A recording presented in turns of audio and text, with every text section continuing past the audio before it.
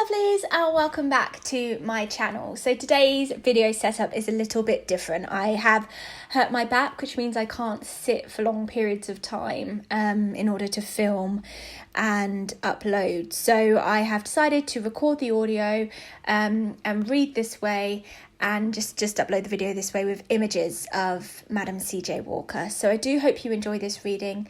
Please remember to leave some love for Madam CJ Walker down below, and let's get into reading for her. So I have her energy here. If you don't know who Madam CJ Walker is, she was an incredible woman, and what she achieved in her lifetime is monumental. Some people in this day and age would not even achieve what she did, and to achieve it in the current climate that she was in, with the circumstances she was given as a child, you know, she really just excelled any kind of, any kind of boundaries, any kind of limitation. She just did so much. So Madam CJ Walker is recorded as the first ever female millionaire.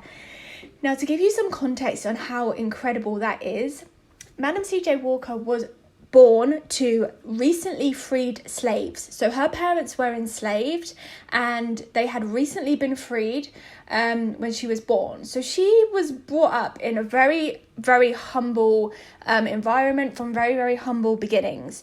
Okay.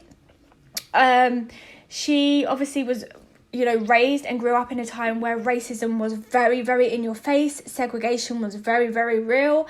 And, the odds were against her. So to have achieved what she did is just monumental. Honestly, it's incredible. She was known as one of the first, I think she's known as the first philanthropist of the Black community. She made sure that 2/3 of all of her business went back to charities. She would donate most of her money to charities that was made from her business. She paid high wages. She made sure that only Black females were employed in the warehouses, in the offices to do the sales.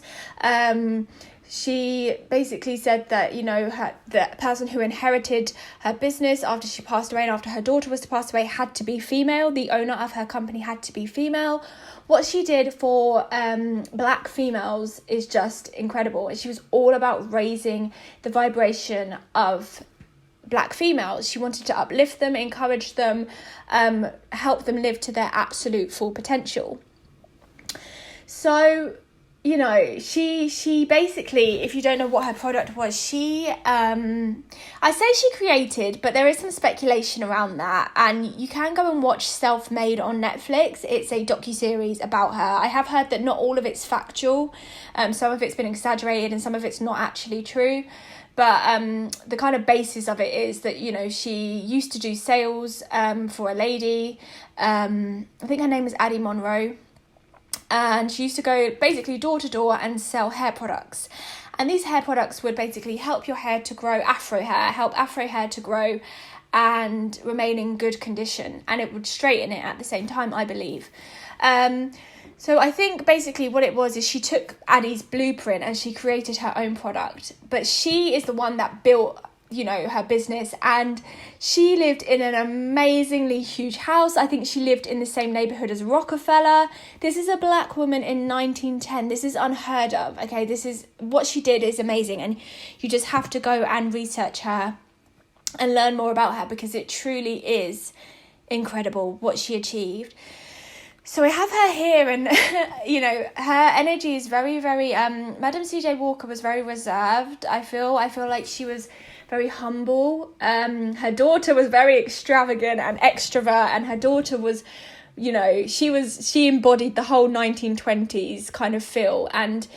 But Madam CJ Walker was not like that. She was more reserved, more humble, more just reserved in her ways. She didn't give everything away. She didn't really share her emotions.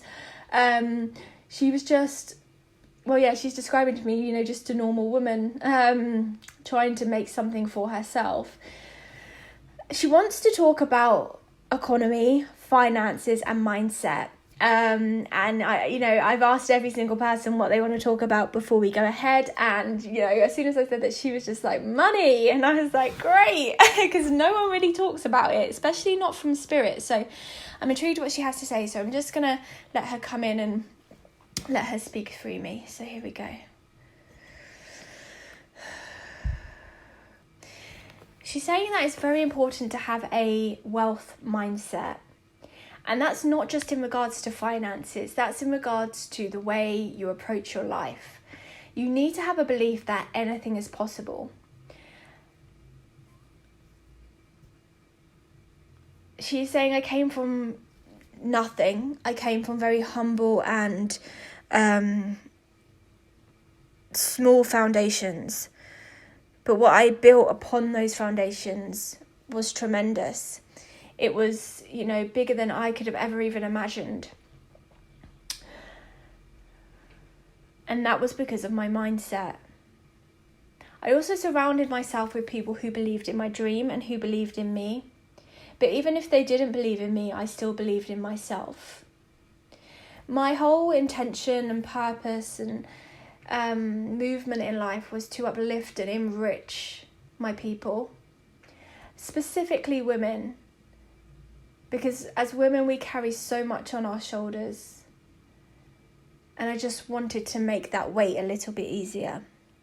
So I did incentivize my employees. I did give back whenever I could.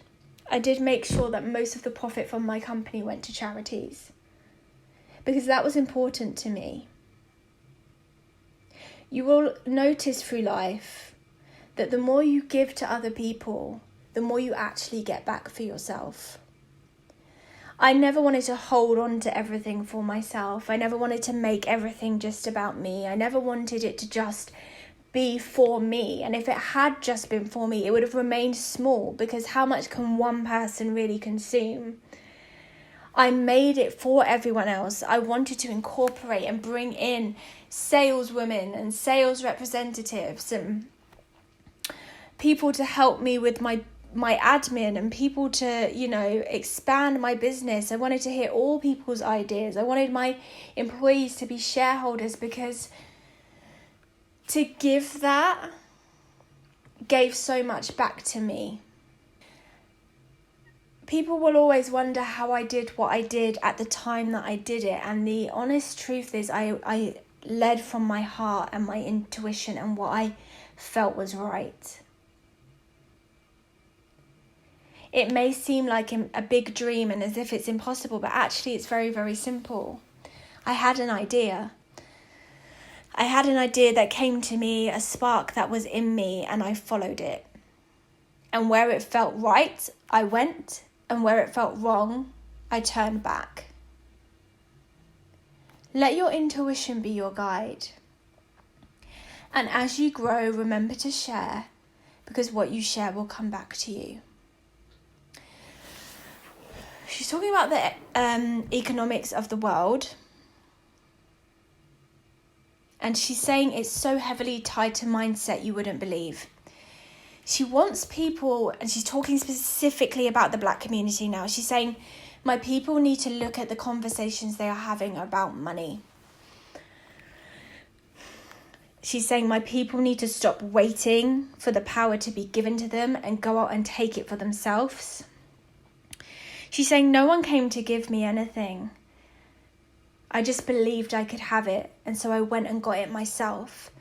If you keep banging on the door of someone who doesn't want to answer it for you, you're going to spend your whole life standing outside in the cold.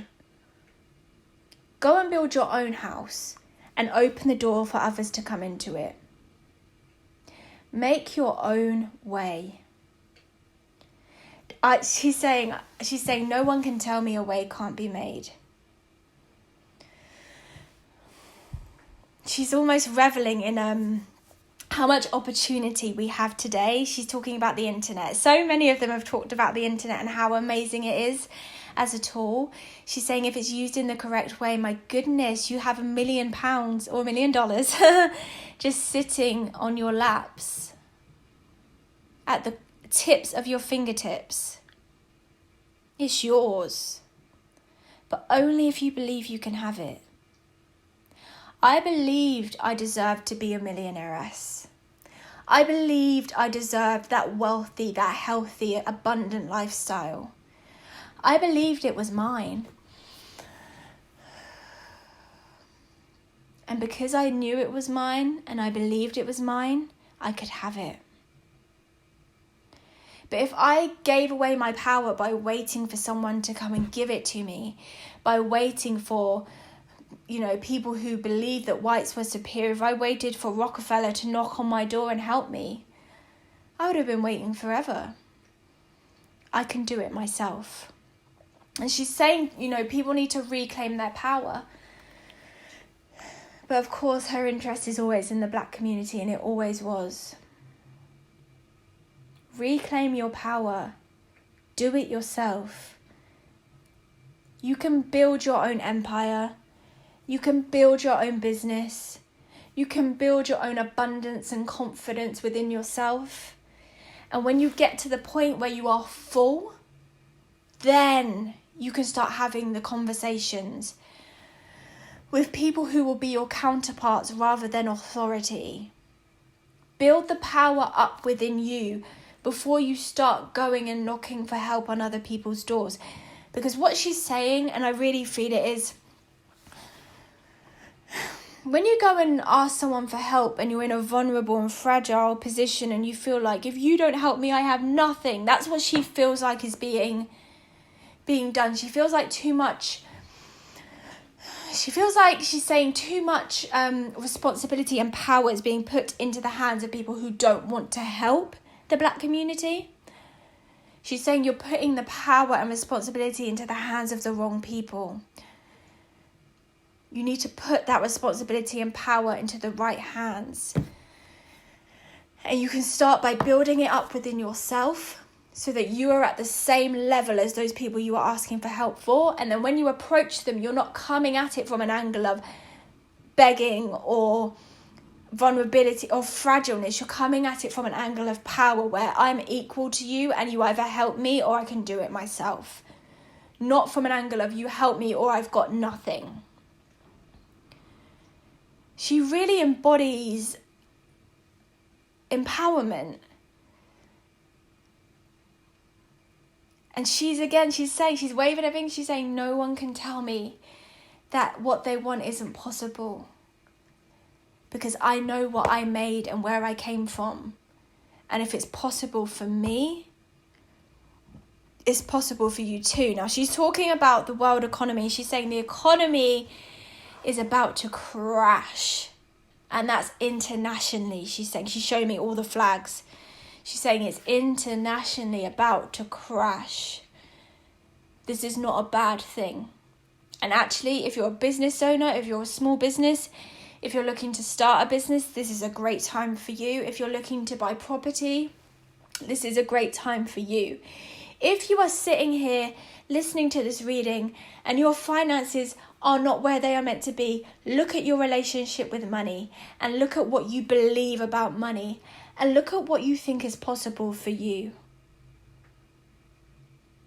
She's very much saying mindset and money are linked, and your mindset around money will equal how much money you have in your life. Now, money isn't everything, but unfortunately in this world, money is power. It enables you to live comfortably. It enables you to have freedom. It enables you to have independence. It enables you to feel safe. As much as money can be construed as evil, you need it to survive in this world. So why not try and make it work for you? And the core and the foundation of that is looking at your relationship with money, looking at your mindset around money. Are you someone who believes that no matter what I do, I will always have enough money and there is always a way for me to make money? Or are you someone who always says there's not enough, I don't have enough, and worrying constantly? Because you're one or the other, there's no in between.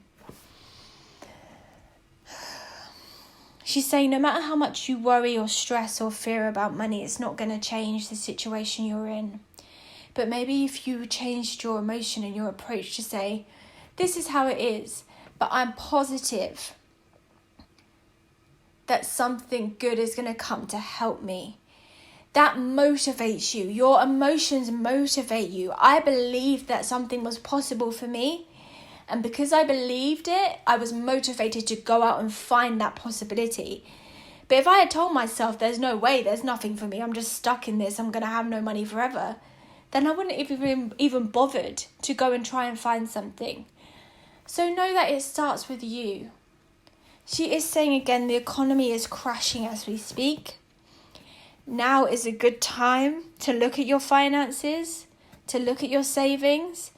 And she's also saying $1 is worth saving over nothing. Don't be fooled by feeling like you have to save hundreds and thousands of dollars or even tens and twenties of, and if you can't, then it's not worth it.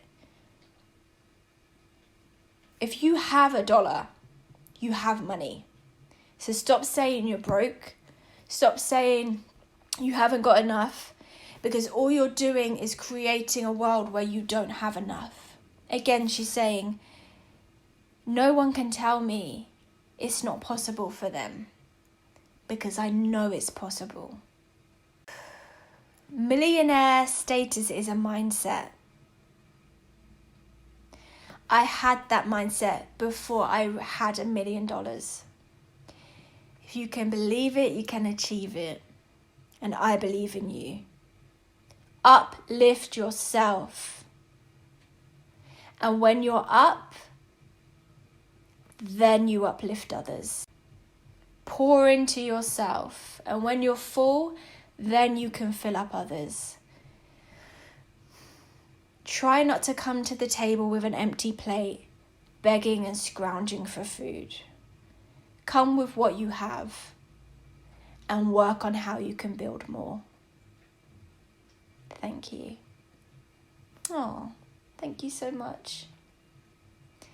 Thank you so much for being with me today, lovelies. I really hope you enjoyed this reading for Madam CJ Walker. Please do leave some love for her down in the comments below. I'll, as I have been all month, leave any information I can for Madam CJ Walker down in the description.